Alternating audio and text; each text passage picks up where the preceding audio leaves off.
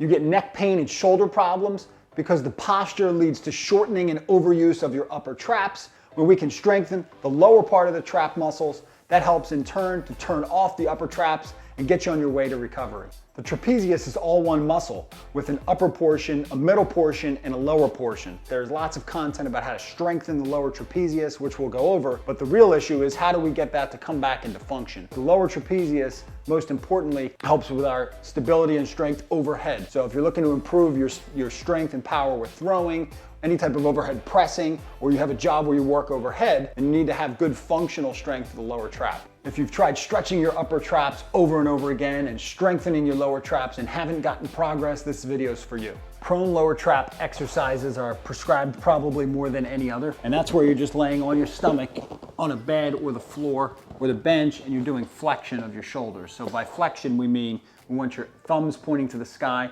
your elbows straight, and your arms are close to your ears when you're elevating, like so.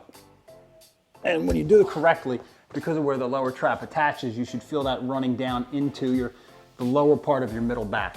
I like to make this exercise more effective by having your head off of the bed or the table. So your collarbones are about 3 or 4 inches off, and then you have to hold your head in this position so that it's straight with your spine, and you'll get much more upper back benefit with that exercise.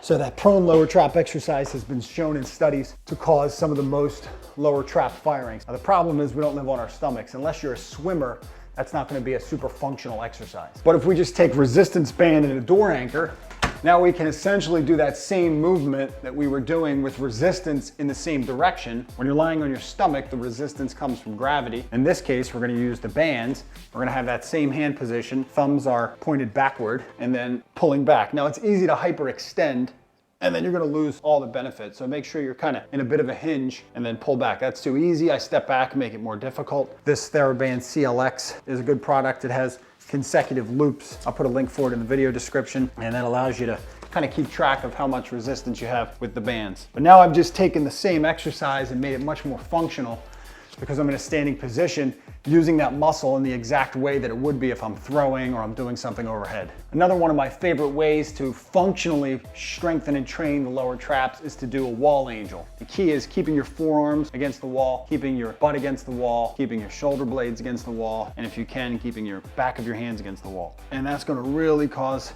some functional firing in that lower trap muscle. Another way to make this exercise more effective is to improve your rib mobility and breathing at that top position. You'll get a good rib cage stretch from that top fully extended position. One way you can intensify and get a little bit more muscle contraction of that lower trap with the stomach exercise, have that head hang off again like we already discussed, and then lift the opposite leg at the same time that you lift your arm.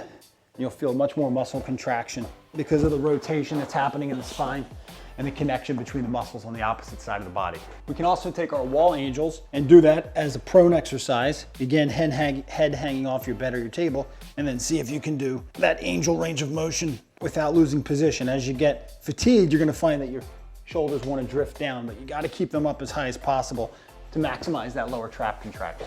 I've had patients whose elbow and wrist pain is alleviated by focusing almost exclusively on strengthening these mid and upper back muscles. Our bodies are incredibly interconnected. The big takeaway is you have to make your exercises functional if you want them to improve your function and your performance in sports and daily life. To watch another video, click down here, subscribe to the channel, click over here. If you want to keep improving, you got to keep it moving.